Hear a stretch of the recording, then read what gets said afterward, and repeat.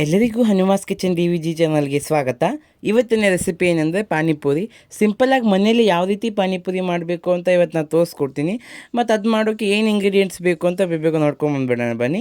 ಅದಕ್ಕೆ ಮೊದಲು ಹೆಚ್ಚಿಟ್ಕೊಂಡಿರ್ತಕ್ಕಂತಹ ಒಂದು ಹಿಡಿಯಷ್ಟು ಕೊತ್ತಂಬರಿ, ಆಮೇಲೆ ಖಾರದ ಪುಡಿ, ಆಮೇಲೆ ರುಚಿಗೆ ತಕ್ಕಷ್ಟು ಉಪ್ಪನ್ನ ತೆಗೆದಿಟ್ಕೊಂಡಿದ್ದೀನಿ, ಆಮೇಲೆ ಒಂಚೂರು ಬೆಲ್ಲ, ಹುಣಸೆಯನ್ನು ಆಲ್ರೆಡಿ ನಾನು ನೀರಲ್ಲಿ ನೆನೆಸಿಟ್ಕೊಂಡಿದ್ದೀನಿ. ಮತ್ತು ಮಾರ್ಕೆಟಲ್ಲಿ ರೆಡಿಮೇಡ್ ಪುರಿ ಸಿಗುತ್ತೆ, ಆ ಪುರಿ ಮತ್ತು ಬೇಯಿಸಿಟ್ಕೊಂಡಿರ್ತಕ್ಕಂಥ ಆಲೂಗಡ್ಡೆ. ಈಗ ಮಾಡೋ ವಿಧಾನ ಹೇಗಂತ ನೋಡೋಣ.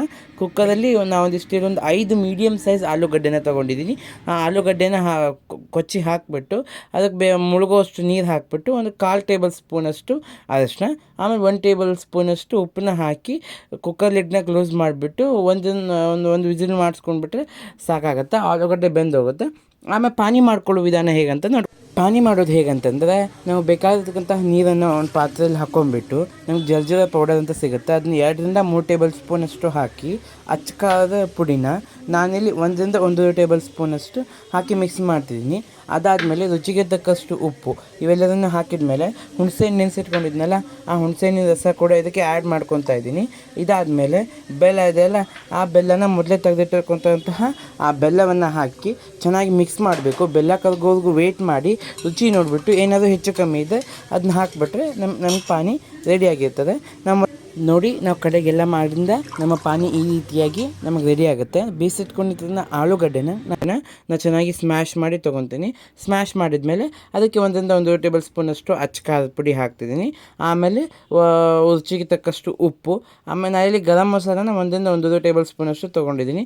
ಯಾಕಂದ್ರೆ ಪಾನಿಗೆ ಸ್ಟಫಿಂಗ್ ಇದೆ ಅಲ್ಲ, ಹಾಗಾಗಿ ಆಮೇಲೆ ನಾವು ಪಾನಿ ಮಾಡ್ಕೊಂಡಿದ್ವಲ್ಲ, ಆ ಪಾನಿನ ಇದಕ್ಕೆ ಎಷ್ಟು ಬೇಕಷ್ಟು ಹಾಕ್ಕೊಂಡು ಚೆನ್ನಾಗಿ ಮಿಕ್ಸ್ ಮಾಡ್ಕೊತಾ ಇದ್ದೀನಿ. ಈ ಆಲೂ ಸ್ಟಫಿಂಗಲ್ಲಿ ಏನಂದರೆ ಎಲ್ಲ ಮಸಾಲೆ ಚೆನ್ನಾಗಿ ಮಿಕ್ಸ್ ಆಗಬೇಕು, ಅಲ್ಲಿವರೆಗೂ ನಾವು ಚೆನ್ನಾಗಿ ಮಿಕ್ಸ್ ಮಾಡ್ಕೋಬೇಕು. ಆವಾಗ ನಾವು ಪಾನಿಪುರಿ ತಿನ್ನಬೇಕಾದ್ರೆ ಟೇಸ್ಟ್ ಆಗುತ್ತೆ. ಇನ್ನು ಮುಂದಿನ ವಿಧಾನ ಏನಂತ ನೋಡೋದಾದರೆ, ಒಂದು ಬಾಣಲೆ ಇಟ್ಟು ಅದಕ್ಕೆ ಎಣ್ಣೆ ಹಾಕಿ ಎಣ್ಣೆ ಕಾದಿಂದ ನಾನು ಪೂರಿಸನ್ನ ಹಾಕ್ತಾಯಿದ್ದೀನಿ. ಆ ಪೂರಿ ಚೆನ್ನಾಗಿ ಎಣ್ಣೆ ಕಾದಿರಬೇಕು. ಆಮೇಲೆ ಈ ಪೂರಿ ಎಲ್ಲ ಹಾಕಿದೆ ಅದು ಚೆನ್ನಾಗಿ ಉಪ್ಕೊಂಡು ಮತ್ತು ಅದೇ ಫ್ಲಿಪ್ಪಾಗಿ ಹೋಗುತ್ತೆ. ಆಮೇಲೆ ಇದೇ ರೀತಿ ಪೂರಿಸ್ ನಮಗೆ ಎಷ್ಟು ಬೇಕಲ್ಲ ಅಷ್ಟು ಪೂರಿನ ಚೆನ್ನಾಗಿ ಒಂದು ಗೋಲ್ಡನ್ ಬ್ರೌನ್ ಕಲರ್ ಬರೋವರೆಗೂ ಚೆನ್ನಾಗಿ ತೆಗೆದಿಟ್ಕೋಬೇಕು. ಇನ್ನು ಪಾನಿಪುರಿ ಹೇಗೆ ಪ್ಲೇಟ್ ಮಾಡೋದು ಅನ್ನೋದನ್ನು ಹೇಳ್ಕೊಡ್ತೀನಿ. ನೆಕ್ಸ್ಟು ನಮಗೆ ಒಂದು ಪ್ಲೇಟಲ್ಲಿ ಎಷ್ಟು ಪೂರೀಸ್ ಬೇಕಲ್ಲ ಆ ಪೂರಿಗಳನ್ನೆಲ್ಲ ಹಾಕ್ಕೊಂಡಿಟ್ಕೊಂಡು ಈ ರೀತಿಯಾಗಿ ತೂತು ಮಾಡ್ಕೋಬೇಕು. ಕೈಯಲ್ಲೇ ಮಾಡ್ಕೋಬೋದು, ತುಂಬ ಸುಲಭವಾಗಿರ್ತದೆ. ಆ ರೀತಿ ಮಾಡ್ಕೊಂಡಿದ್ದ ನಾವು ಆಲೂ ಸ್ಟಫಿಂಗ್ ಮಾಡ್ಕೊಂಡಿದ್ದಲ್ಲ, ಆ ರೀತಿ ಎಲ್ಲದಕ್ಕೂ ಆಲೂ ಸ್ಟಫಿಂಗ್ ಹಾಕಿಬಿಟ್ಟು ಈರುಳ್ಳಿನ ಹಾಕ್ತಾಯಿದ್ದೀನಿ. ಹೆಚ್ಚಿಟ್ಕೊಂಡಿರ್ತಕ್ಕಂತಹ ಈರುಳ್ಳಿನ ಕೂಡ ಎಲ್ಲ ಪುರಿಗೂ ಚೂರು ಹಾಕಿಬಿಟ್ಟು ಆಮೇಲೆ ನಾನು ಟೊಮ್ಯಾಟೊ ಹಾಕ್ತಾಯಿದ್ದೀನಿ.